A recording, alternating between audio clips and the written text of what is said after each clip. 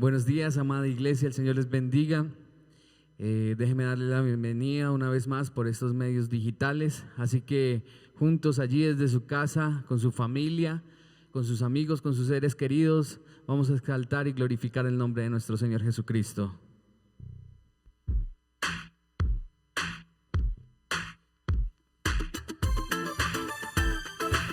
Te exaltamos, Señor Jesús, cantamos a ti, glorificamos tu santo nombre.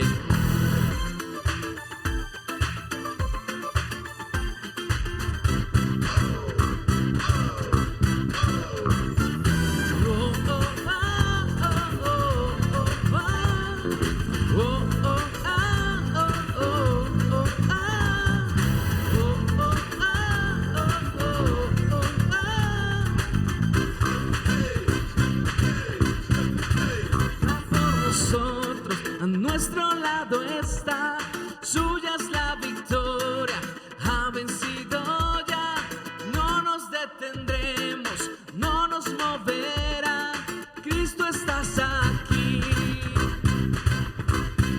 Lleva nuestras cargas, nos libra del mal, suya es la victoria, ha vencido ya, no nos detendremos, no nos moverá. Cristo estás aquí. Viviré, no moriré por el poder de su nombre. Él vive en mí. Somos libres solo en Jesús.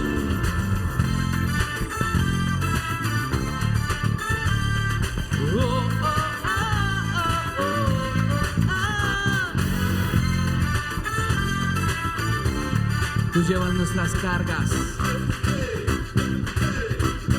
lleva nuestras cargas, nos libra del mal, suya es la victoria, ha vencido ya, no nos detendremos, no nos moverán, Cristo estás aquí. Vamos, digámosle, viviré, viviré, no moriré por el poder de su nombre. Él vive en mí, somos libres solo en Jesús. Digámosle, viviré, viviré, no moriré, su nombre hoy levantaré. Proclamo hoy que salvo soy solo en Jesús. Tú peleas por nosotros, tú luchas por nosotros, Señor Jesús, y su reino se ha establecido en este lugar. Y vamos a cantarlo en esta mañana, cantémoslo.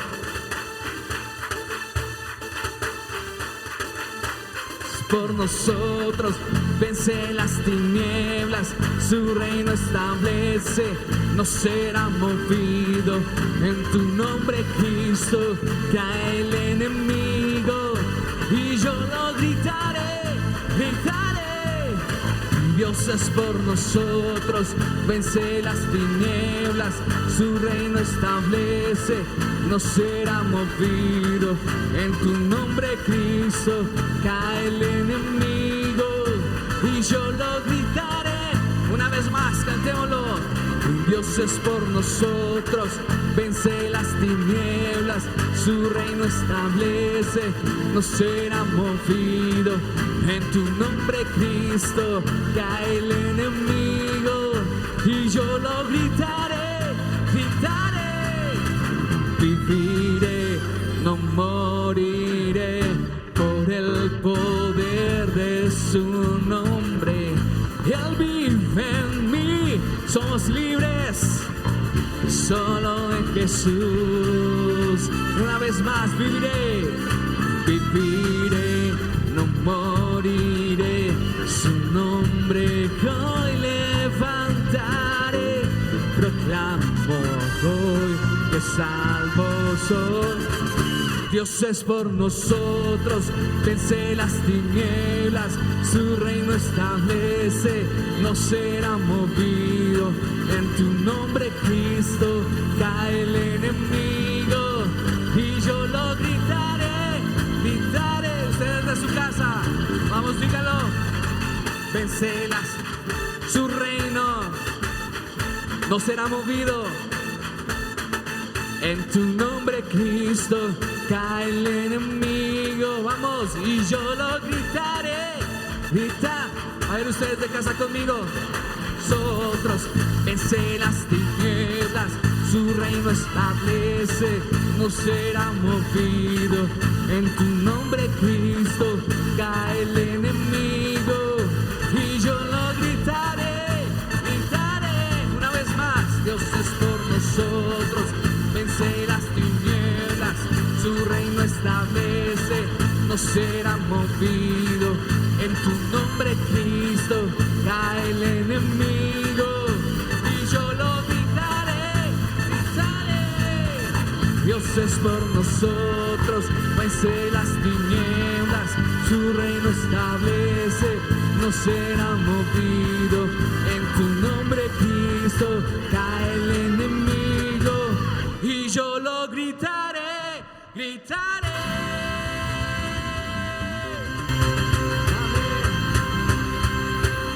Amén. Nuestro Dios ha vencido. Amén. Te exaltamos a ti, Señor Jesús. Y con ese mismo gozo quiero que sigamos cantándole a nuestro Dios. Así que allá desde su casa, con su esposa, sus hijos, con los familiares que esté ahí en su hogar, vamos a seguirle cantando a nuestro Dios. Amamos la misericordia y la gracia del Señor Jesús.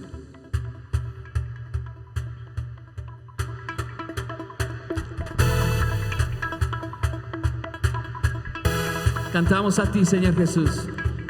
A cantar con la música del cielo vamos a cantar. Alegres porque escuchas cuando cantamos para exaltar tu nombre. Vamos con gozo ahí desde su casa.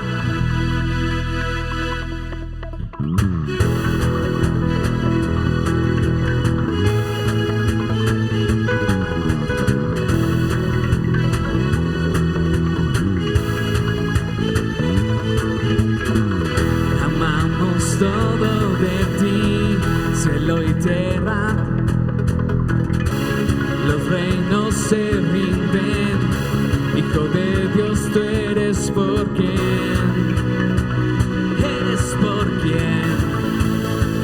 vivimos hoy.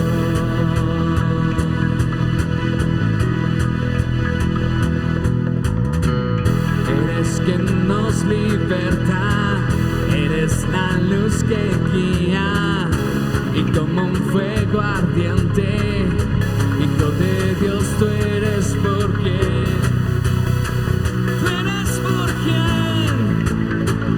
vivimos hoy. Y vamos a cantar con la música del cielo, vamos a cantar. Alegres porque escuchas cuando cantamos para exaltar tu nombre. Tú nos libertas, Dios. Eres quien nos liberta, eres la luz que guía y como un fuego ardiente, Hijo de Dios, tú eres por quien vivimos hoy. Vamos a cantar con la música del cielo, vamos a cantar. Alegres porque escuchas cuando cantamos para exaltar tu nombre. Exaltamos tu nombre.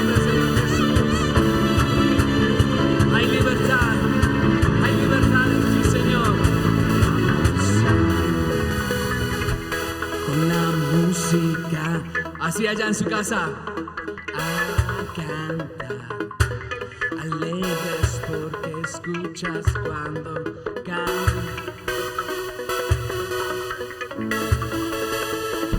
Y vamos a cantar con la música del cielo. Vamos a cantar, alegres porque escuchas cuando cantamos, para exaltar tu nombre.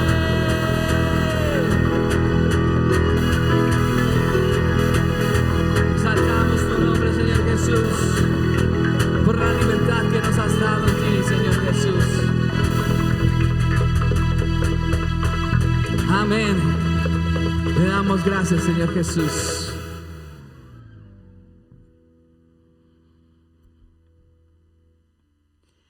Te damos gracias, Señor Jesús, por lo que hiciste por nosotros en la cruz del Calvario, Dios. Por lo que hiciste por nosotros. ¿Quién como tú, Señor Jesús? ¿Quién como tú, Dios?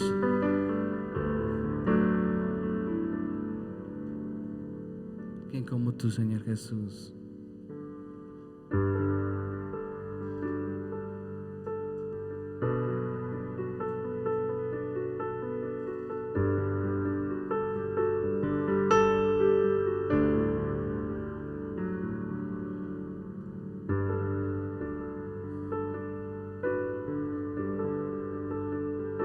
¿Quién como tú, Dios?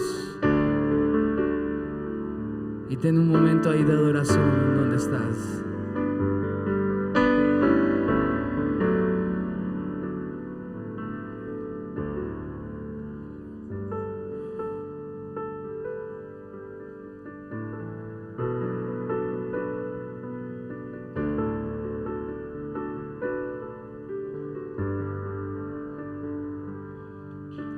¿Quién como tú en la tierra, oh Señor?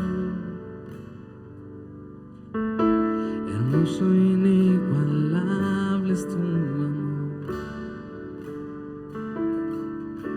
y nada en este mundo saciará. Jesús, tu copa no se secará. Tu presencia es el cielo para mí.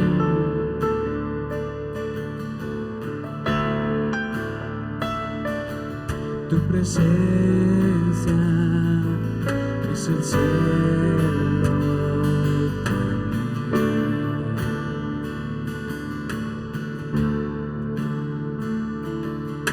Tesoro de mi alma y corazón, me das tu gracia aunque débil soy. De mis errores eres redentor, de mi futuro eres el guardador. Vamos desde su casa, dígalo. Tu presencia es el cielo para mí.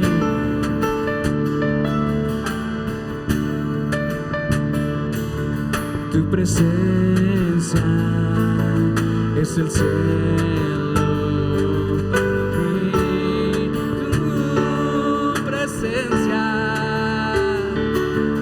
Tu presencia es el cielo para mí.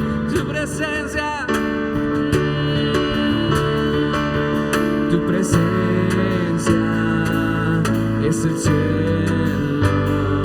para mí. Una última vez, dilo.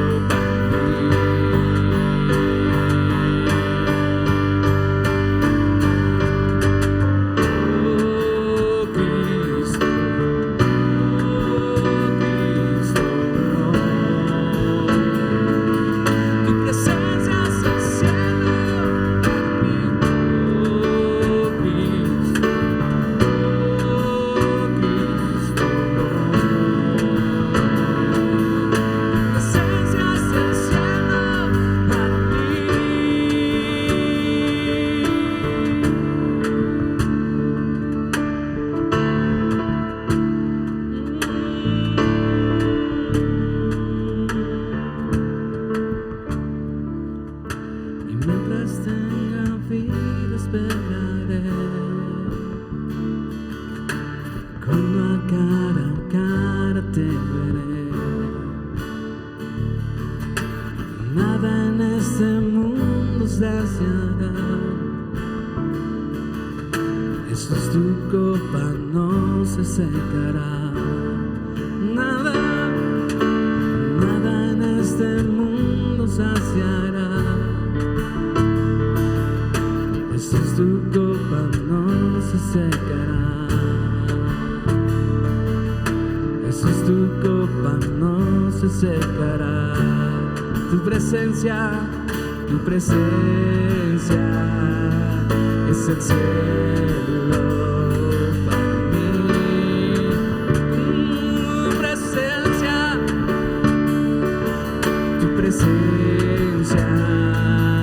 es el cielo para mí. Cántalo ahí donde estás en tu casa. Tu presencia, Señor, tu presencia es el cielo para mí. Tu presencia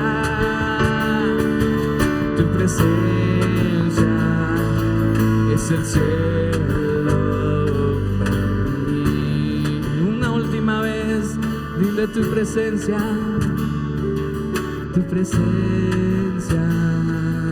es el cielo para mí.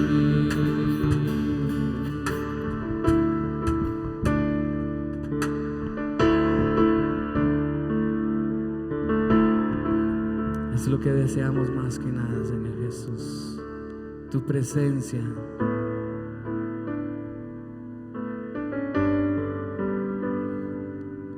Para nosotros tu presencia. Amén. Buenos días a todos, Dios les bendiga. Qué bueno estar reunidos hoy en este lugar, cada uno de nuestros hogares, adorando y glorificando el nombre del Señor. En esta hora quiero invitarle a que me acompañe al Evangelio según San Marcos, capítulo 8, versículo número 34. Evangelio según San Marcos, capítulo 8, versículo número 34. Y dice la Escritura: y llamando a la gente y a sus discípulos les dijo: si alguno quiere venir en pos de mí, niéguese a sí mismo, tome su cruz y sígame. Si alguno quiere venir en pos de mí, dijo el Señor Jesucristo, niéguese a sí mismo, tome su cruz y sígame. Cierre sus ojos allí en su casa, por favor, y vamos a orar. Padre, en esta mañana te hemos alabado, te hemos adorado, hemos exaltado tu nombre y te damos gracias por tu amor y por tu fidelidad. Señor, ahora que nos acercamos a tu palabra, háblanos por tu palabra. Confronta nuestra vida por tu palabra. Y Señor, que nos permitas seguir creciendo en nuestra fe como hijos tuyos. Quedamos en tus manos en este tiempo, en Cristo Jesús. Amén y amén. Quiero en esta mañana abordar un tema que he titulado ¿qué significa exactamente seguir a Jesús? Y lo quiero abordar desde la premisa que podemos postular o la que podemos colocar en escena en esta mañana, y es que seguir a Jesús significa seguir el camino de la cruz. Más adelante, en uno de los evangelios, Lucas nos dice: el que no carga su cruz y me sigue no puede ser mi discípulo. Todo esto por base a algo que leía de un escritor, un comentarista que se llama José Pepe Mendoza, y él dice lo siguiente: tenemos una idea novelada de lo que hizo Jesucristo y lo que hizo en la cruz. Es como un sacrificio romántico, producto de la traición de un amigo íntimo que deja una gran enseñanza a la humanidad, pero nada más. Sin embargo, nuestro Señor Jesucristo tenía absoluta claridad acerca de lo que sucedería y de la obra que Él realizaría. Muchas personas piensan que la obra de Jesús, como dice Pepe Mendoza, es algo romántico, es algo novelístico.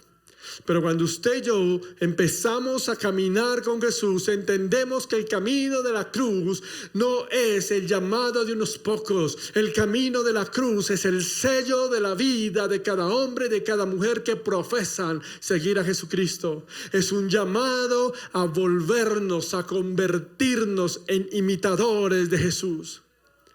El gran propósito de Dios para nuestra vida es que usted y yo podamos ser transformados según la imagen de su Hijo Jesucristo, pero no según la imagen distorsionada que muchos predican o que muchos ofrecen hoy en día, sino la imagen de una visión bíblica con una enseñanza cristocéntrica que nos lleve a ser imitadores de Jesús. Por eso, cuando hablamos de nuestro tema, ¿qué significa exactamente seguir a Jesús? ¿Qué es entonces seguir a Jesús?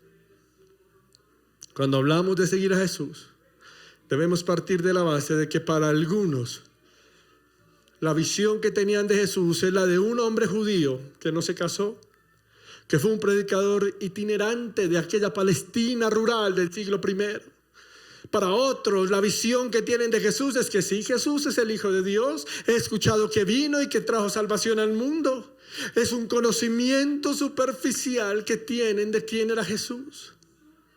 Pero seguir el camino de la cruz significa que usted y yo debemos mostrar el mismo amor sacrificial que Jesús mostró cuando fue a aquella cruz. La misma manera de negarnos a nosotros mismos para mostrar a Jesús. La misma sumisión a Dios que mostró nuestro Señor Jesucristo. La misma disposición a sufrir el mismo servicio a los demás.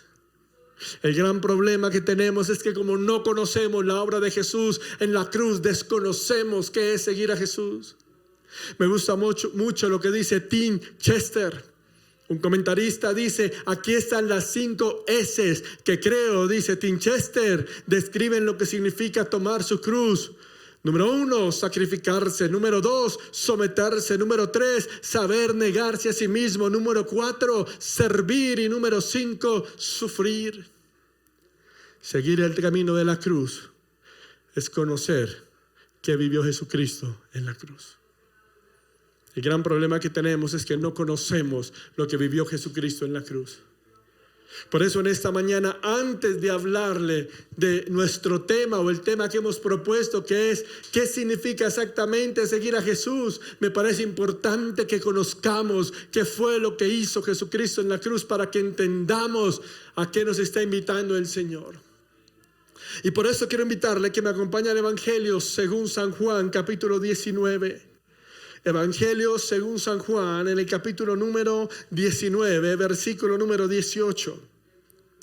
Dice lo siguiente la Escritura: y allí le crucificaron con él y a otros 2, uno a cada lado, y Jesús en medio.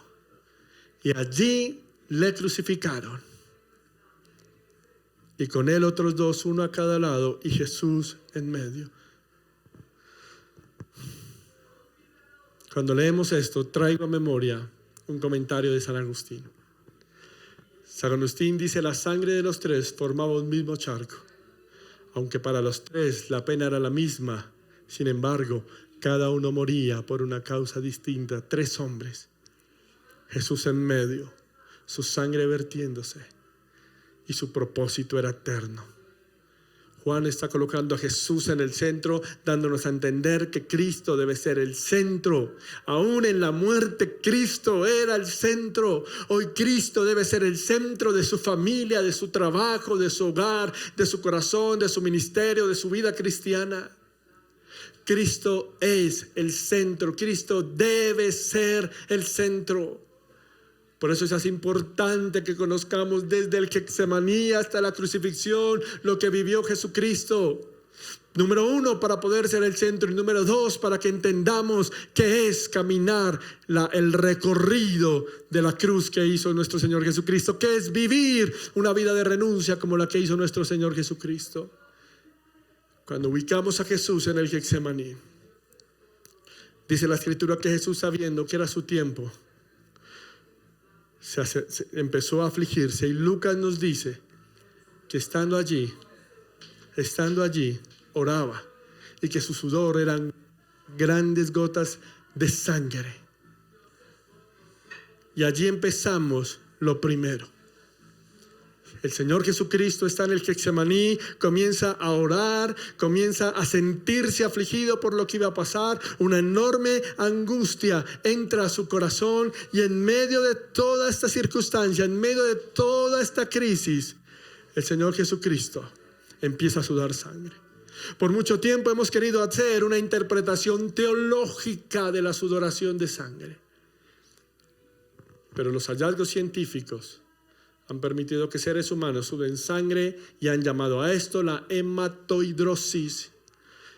Y la ciencia dice que la hematohidrosis o la sudoración de sangre es cuando las glándulas sudorípidas se dilatan.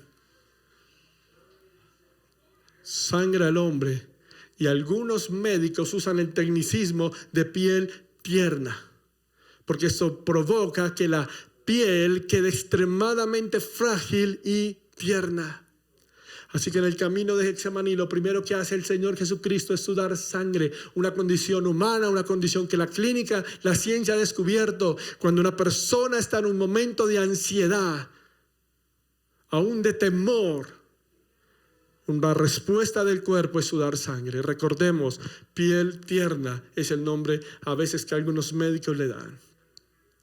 Entran al Getsemaní, Jesús ha sudado sangre, su cuerpo queda sensible, su piel queda sensible al dolor. Llegan los soldados a tomarle y es allí donde encontramos el segundo suplicio, ruptura de nariz. Y hay un forense español muy reconocido que su nombre es José Cabrera, donde también hace unos estudios con el doctor Júdica Cordiglia y que también retoma estudios de ellos el doctor Telmo Salas. Y ellos hacen todo un estudio y dicen que después del Getsemaní viene una ruptura de nariz de un hombre que ha sido sometido a un ayuno que dura toda la noche y dura hasta su crucifixión. El doctor José Cabrera junto con el doctor Júdica dicen lo siguiente en un estudio que hacen de la crucifixión de Jesús. Ellos dicen, en el vértice izquierdo de la nariz hay una zona exocórida y contusa con fractura de cartílago nasal. Los labios, el mentón, los bigotes y la barba están impregnados de sangre. Regueros de sangre salen de la nariz y llegan hasta la barba. Los pómulos están muy maltratados. Precisamente allí, sigue diciendo el doctor, donde confirma el cartílago con el hueso nasal, la nariz inicia una ligera desviación hacia la izquierda. Se trata evidentemente de un bastonazo propinado por un palo más bien corto y redondo, de un diámetro máximo de 4 a 5 centímetros. El golpe lo descargó un sujeto que se encontraba a la derecha del agredido y empuñaba el bastón con la mano izquierda según la tradición romana. Algunos historiadores o algunos estudiosos de la cultura hablan de que Jesús tuvo que haber tenido ya sus barbas arrancadas.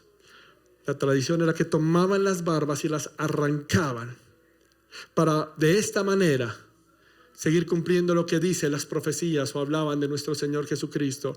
Mateo 26 dice, entonces ellos comenzaron a escupirle la cara, a darle bofetadas diciéndole, si eres el Cristo, adivina quién te pegó. La profecía de Miqueas dice, con golpes de vara hirieron la mejilla del juez de Israel. Cuando Jesús baja de Getsemaní, sus barbas están siendo arrancadas, su nariz ha sido rota, la sangre y la hemorragia no paran.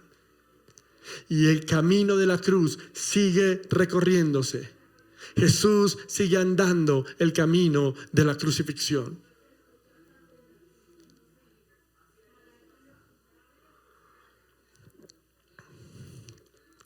¿Sabe? Es doloroso entender lo que el Señor Jesús está viviendo. Cuando baja del Getsemaní, cuando sus barbas están siendo arrancadas, cuando su nariz ha sido rota, cuando su sangre está vertiendo por su cara, entra una segunda etapa que es la flagelación. Y la flagelación, ayer ha usado un instrumento usual, el azote corto, que era el que usaban los romanos, llamado con el nombre flajurum o flagelium. Era una rama o un lazo que tenía 3 puntas y en cada punta salían otras 3 puntas. Es decir, que un golpe efectuaba 9 golpes. Cada una de estas cuerdas de cuero en la punta tenían atadas hierro, trozos de huesos, algunas veces tenían pedazos de metal. Y los historiadores hablan de que la espalda de las víctimas se volvían una sola llaga de profundas contusiones y hematomas. Que las cuerdas de cuero lo que hacían era, cada que venía un golpe, desgarraban la piel y el tejido celular subcutáneo se abría. Cuando hacemos la cuenta de lo que habla el escritor, de que Jesús recibió 40 azotes menos unos, estamos hablando que Jesús recibió más de 300 impactos de estas bolas de plomo, de estas puntas de hueso y de este metal que rasgaba la piel. Según algunos estudiosos científicos, a la hora de que Jesús, algunos médicos, a la hora de que Jesús es puesto en el patíbulo, allí sus costillas son fracturadas, su espalda es desgarrada. Algunos historiadores dicen que era tal el azote que muchas veces la médula espinal quedaba al descubierto porque rasgaba la piel. Y es allí cuando viene a mi memoria lo que dice el Salmo número 129, versículo 3, hablando de una profecía mesiánica. Salmo 129, 3 dice: sobre mi espalda araron los aradores, hicieron largos surcos. Estaba profetizado que iban a destruir la espalda de Jesucristo. Los latigazos iban desde los hombros, pasando por la espalda, las nalgas y las piernas. Mientras continuaba la flagelación, las laceraciones rasgaban los músculos y producían jirones temblorosos de carne sangrienta. Las venas de la víctima quedaban al descubierto y los mismos músculos, dice un médico, tendones y entrañas quedaban abiertas y expuestas. Era tal el martirio romano que Justo González, historiador del primer siglo, dice que a los condenados, cuando los ponían en el cepo o en el patíbulo, la gente tendía a desmayarse del dolor. Y entonces estos hombres bárbaramente lo que hacían era tomar agua con sangre y la vertían en la espalda para que el que se estaba desmayando se activara su sistema nervioso y levantara. No sé si usted puede imaginarse lo que es que a una herida abierta le echen agua con sal. No sé si a usted le ha pasado que nos ha salido una cortada en la boca, lo que comúnmente se llama chismosos. Y si a usted le ha caído sal, lo hace erizar, que será todo un cuerpo lleno de sangre, abiertos sus músculos, su espina dorsal se podría ver y sobre allí verten agua con sangre. La espalda era una sola llaga de sangre, de carne colgando. El doctor Rubén Darío Camargo, en un escrito que se llama Sin compasión ni misericordia alguna, dice lo siguiente: la víctima podía experimentar un dolor tan grande que le llevase a una conmoción hipovolémica.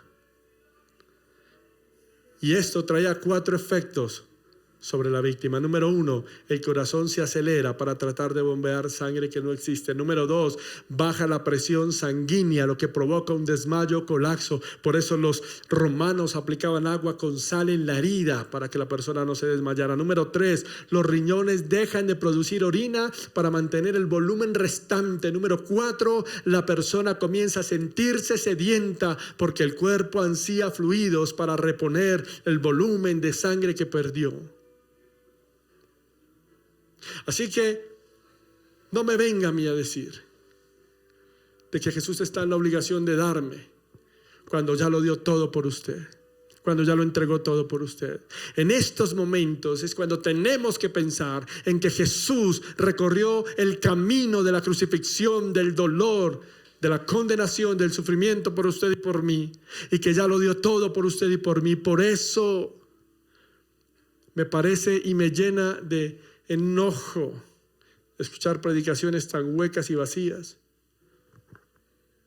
con títulos tan vacíos y plásticos como el coronavirus no tocará tu morada. Y toman como base salmos donde dicen que a un cristiano no le puede dar. Y me parece absurdo escuchar cristianos que salen a la calle irresponsablemente porque dicen, es que así como ninguna plaga tocará mi morada, el coronavirus no tocará mi morada. No se deje engañar, no deje que maltraten la palabra con usted. Jesús no tiene que sanarlo ni protegerlo del coronavirus. Jesús ya dio todo por usted, ya se entregó en una cruz por usted. Usted necesita ser una persona responsable, acatar las órdenes que el Estado está dando y cuidarse. Y si le llega a dar, Dios es sabio, santo, soberano y misericordioso, y nada sale de su control. Así como un día dijo Job, Jehová Dios, Jehová quitó, alabado sea el nombre del Señor. Oramos para que Dios guarde su vida y su familia, pero si un día el coronavirus llegara a su vida, usted debe saber que su fe está puesta en Jesús. Por eso aquellos que toman mal el salmo que dice ni plaga tocará tu morada, diciendo que el coronavirus no le va a tocar, es una mala interpretación del texto. El texto, el salmista comienza diciendo, el que habita al abrigo del Altísimo morará bajo la sombra del Omnipotente. Diré yo a Jehová, esperanza mía, castillo mío, mi Dios en quien confiaré. El salmo lo que está diciendo es que mi vida está tan arraigada, está tan apegada, está tan escondida en Dios, que aunque la plaga y la enfermedad llegaran, no debilitarán mi fe, porque mi fe no depende si llega la enfermedad o llega la plaga. Mi fe y mi confianza dependen que Dios es soberano. Y entonces si llega la plaga o si llega la enfermedad, no me voy a echar a morir a decir, Señor, ¿por qué? Sino voy a decir, tú eres soberano. Yo habito al abrigo del Altísimo. Yo habito al abrigo tuyo, Señor. Y en medio de la enfermedad, tú cuidas de mí. Dios no le debe nada a usted. Jesús ya hizo todo por usted y por mí. Y estamos viendo eso en el camino y en el recorrido de la cruz. Según la tradición, Jesús sale de ser flagelado. Por tradición, más o menos 500, 600 personas le hacen un camino gritándole. Jesús ya tiene fiebre porque la infección en la espalda, por la tierra, por las moscas, le está dando todo esto. Y mi pregunta es, ¿será que usted y yo estamos listos para vivir un camino de la cruz? De pronto a usted a mí no nos van a llamar a que nos crucifiquen, a que nos flagelen, a que nos golpeen, pero sí a renunciar al mundo, a renunciar al pecado, a renunciar a lo que no le agrada a Dios, a aprender a servir a los demás y a darnos como Jesús se dio por usted y por mí. Golpeado, es abofeteado, sus barbas son arrancadas, llega, es flagelado, es solo una bola de carne y sangre. Pero allí no termina el camino de la cruz. Luego viene la coronación de espinas o la corona de espinas. El texto dice y el evangelista dice que lo desnudan, le colocan una capa pegada a su cuerpo, lleno de sangre. La carne está viva y sobre su cabeza un emblema irónico, una burla de su realeza y encima una corona de espinas. Mirando un poquito en esto, leía algunos comentarios que hablaban que allí en la Palestina abundan los arbustos espinosos y que lo que los romanos utilizaban para hacer sus coronas de espinas era el arbusto que se conocía con el nombre de cisfus o azufaifa, llamado spina Christi. Y eran unas espinas agudas, largas y curvas.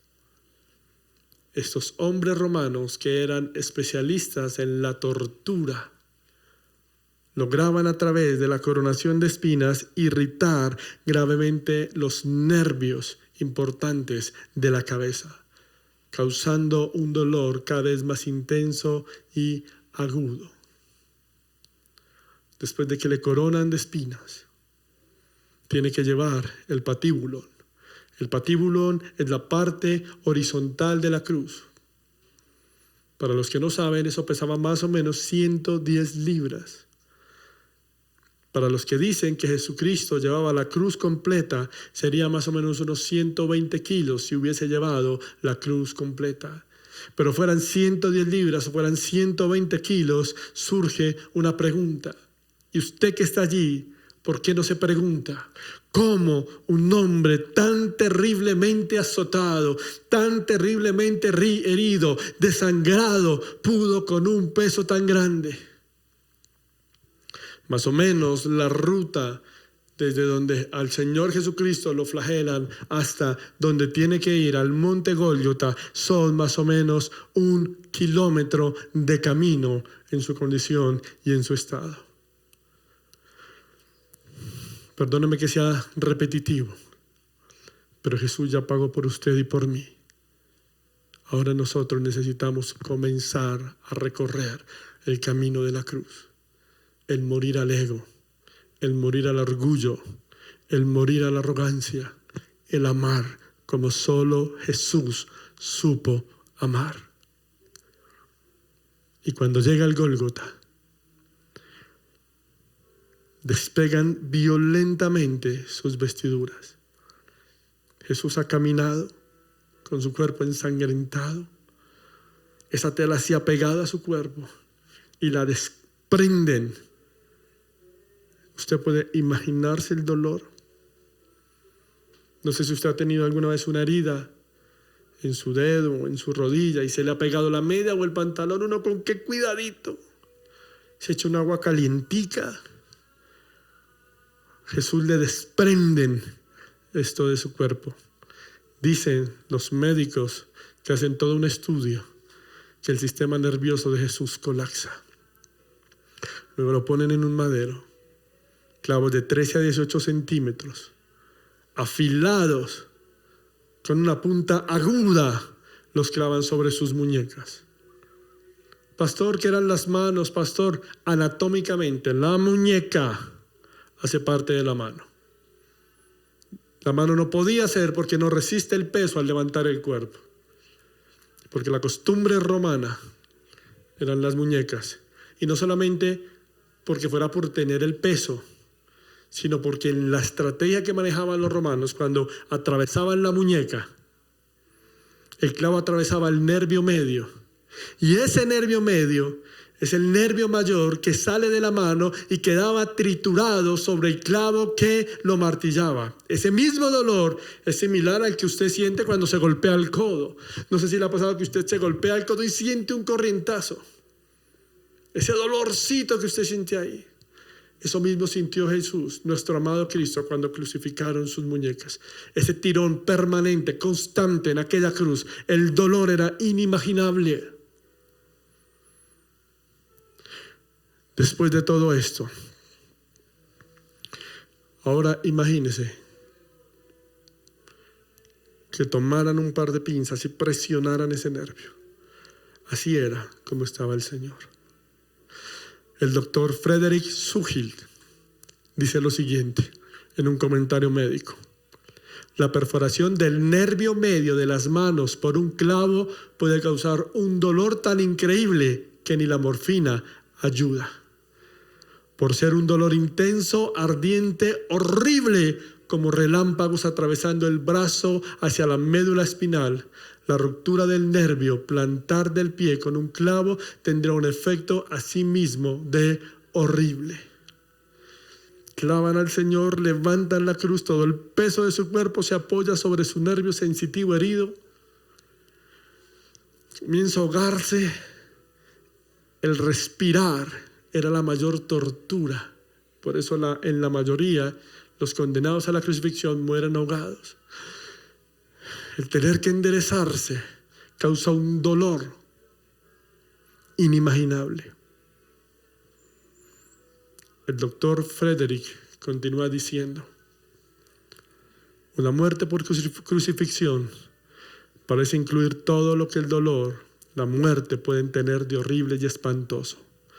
Vértigo, calambres, sed, inanición, fiebre, tétano, vergüenza, humillación, larga duración del tormento, horror de la anticipación, mortificación de las heridas que no se cuidan. Sigue diciendo, el doctor Frederick lo resumió como una sinfonía del dolor, producida por cada movimiento, con cada inspiración, incluso con una pequeña brisa sobre la piel, podría haber causado un dolor intenso. ¿Y por qué? Porque desde el Getsemaní ya tenía piel tierna por la sudoración de sangre. ¿Qué es ser discípulo de Jesús?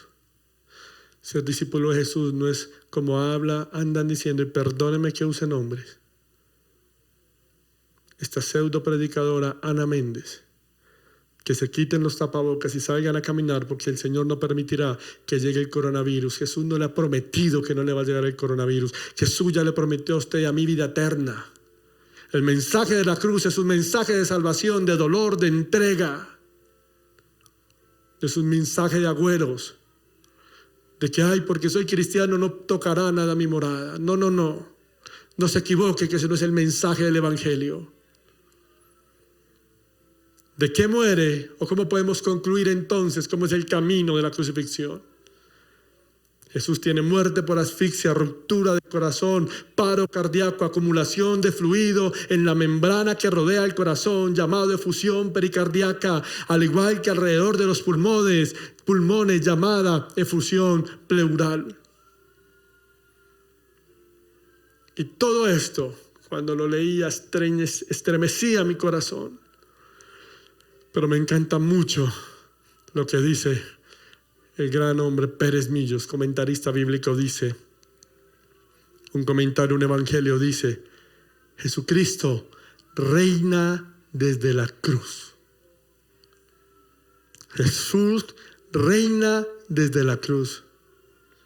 La muerte de Cristo y de la teología de la cruz, cuando Jesús hablaba de su muerte, la llamaba que era su exaltación. Cuando Jesús hablaba de la muerte, la llamaba que era su grandeza. Déjeme decirle en esta mañana que la cruz indica que las enseñanzas de Jesús no tienen lugar en un mundo egocéntrico, en un mundo que descansa en su propia opinión, que se interesa solo en lo suyo y no le importan los demás. Usted y yo tenemos que ser del grupo de personas que acogemos el tomar la cruz y caminar con Jesús. Si usted es discípulo de Jesús, está invitado a seguir el camino de la cruz, de renuncia, de amor, de entrega por el otro, de entender que Jesús ya cumplió sufriendo por usted y dándole vida y vida eterna. Me encanta mucho lo que dice un autor en aquel hermoso libro, con razón lo llaman El Salvador. Max Lucado en este libro dice lo siguiente, hablando de la crucifixión de Jesús. Los dos son nuevamente uno. El abandonado es ahora encontrado.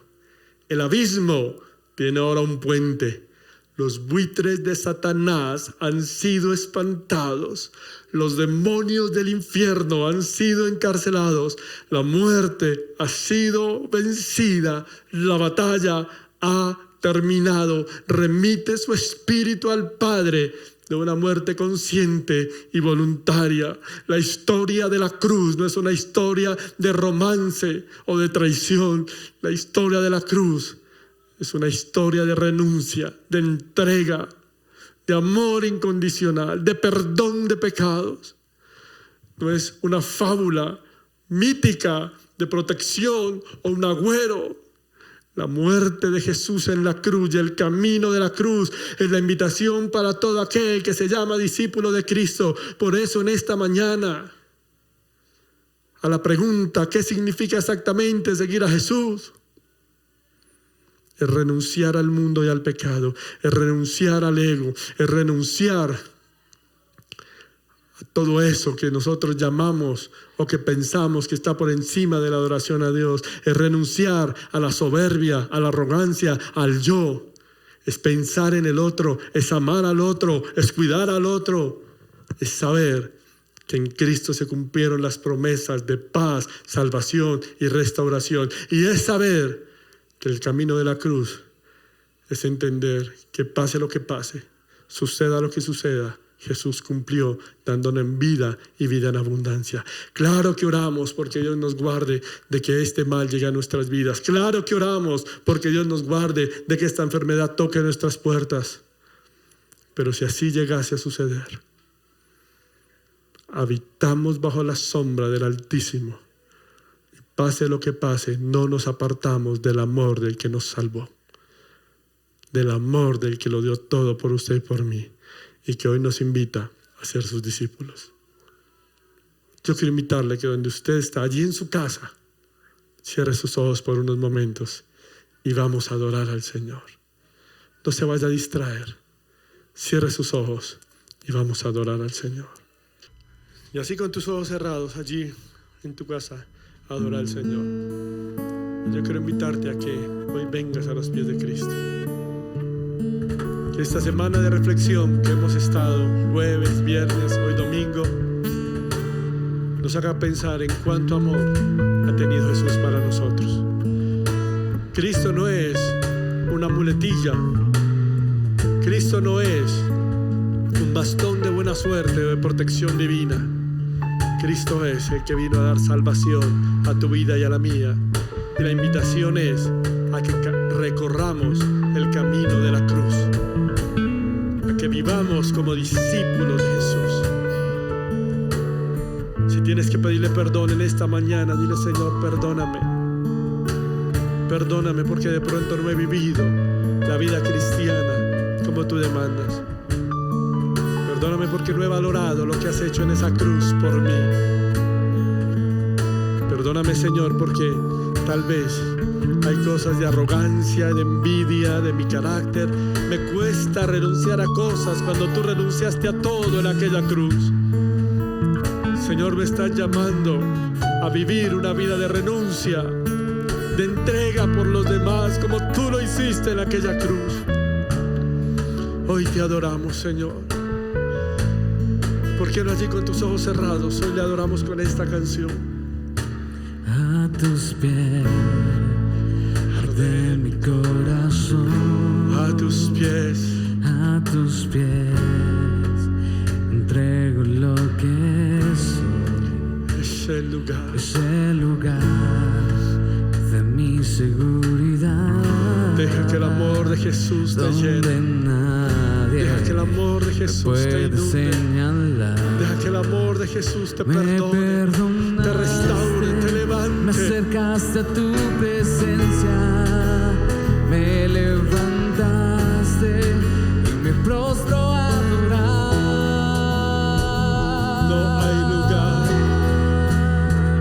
No hay lugar tan alto, más grande,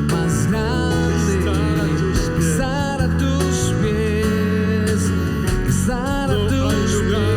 No hay lugar más alto, más grande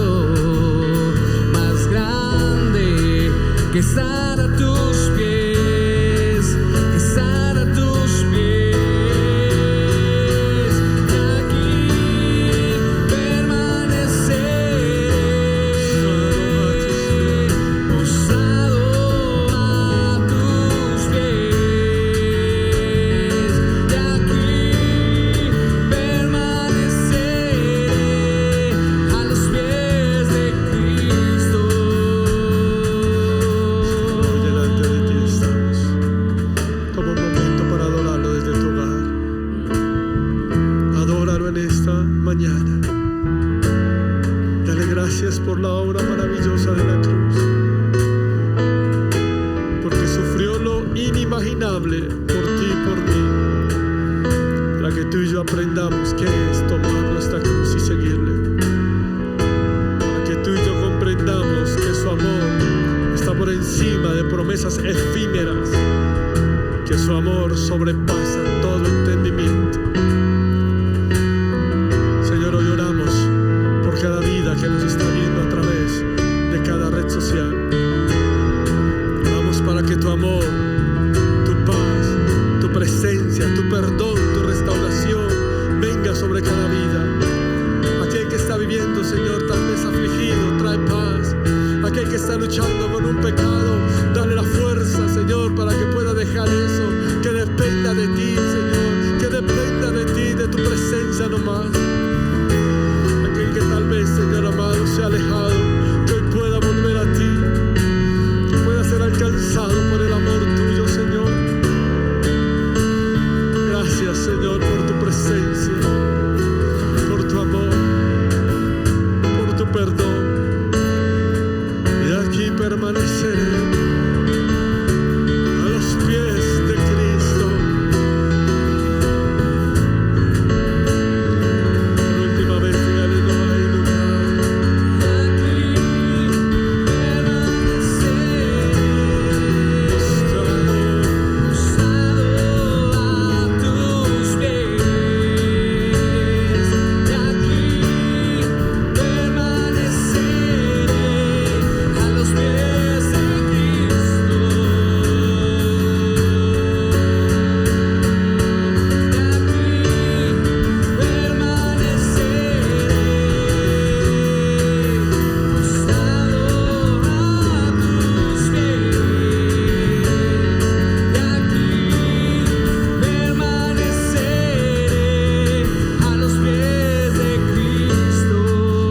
Señor, hoy estamos delante de ti, reconociendo nuestra limitación, que te necesitamos, que te amamos.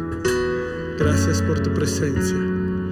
Hoy oramos por cada vida, Señor, por la iglesia que se reúne desde sus hogares, por cada vida que te está conociendo, por cada vida que hoy se está restaurando contigo. Gracias, Señor. Te adoramos y te bendecimos en Cristo Jesús. Amén y amén. Damos gracias a Dios porque nos permite adorarle y alabarle como iglesia desde nuestras casas, desde nuestros hogares, sabiendo que su presencia está con nosotros todos los días. Hemos tenido tiempos hermosos en su presencia el jueves, en nuestra reunión que fue en la tarde, el viernes en la mañana y hoy adorándole en este lugar. Damos gracias a Él porque es bueno. Damos gracias al Señor por cada vida que sigue apoyando la obra. Qué bendición a aquellos que de una u otra manera hacen parte y siguen apoyando la obra del Señor. Para los que nos dicen: pastor, queremos seguir apoyando, bendiciendo la obra, están apareciendo los números en pantalla. Cuenta de ahorros en la vivienda, en Casa Social, y cuenta NECI, ahí están en pantalla. Allí usted puede hacer sus aportes para seguir bendiciendo la obra del Señor y así también ayudarnos a aquella bella obra de Casa de Paz, donde más que una iglesia es una familia. Estamos tratando de llevar mercados a aquellas personas que por la situación que está viviendo nuestro país han quedado sin empleo y están pasando por una apretada situación económica. Dios nos ha permitido poder bendecir familias de la iglesia y que no son de la iglesia, de diferentes partes, de Usme, de Bosa, de la zona de María Paz, de Kennedy, donde Dios nos ha permitido poder bendecirles con un mercado. Y todo esto gracias al aporte que usted da, tanto para que la iglesia se siga sosteniendo como para poder bendecir a otros. Si quieres seguir ayudándonos en esta bella obra, puedes comunicarte por interno, puedes hacer consignaciones a las cuentas también que aparecen en pantalla y nos especificas: pastor, he dado una ofrenda, un aporte para mercados, o he dado una ofrenda, un aporte para que la obra se siga extendiendo. Oramos al Señor por su amor y por su fidelidad. Esperamos vernos el próximo domingo en nuestra reunión virtual. Un abrazo y que Dios les bendiga.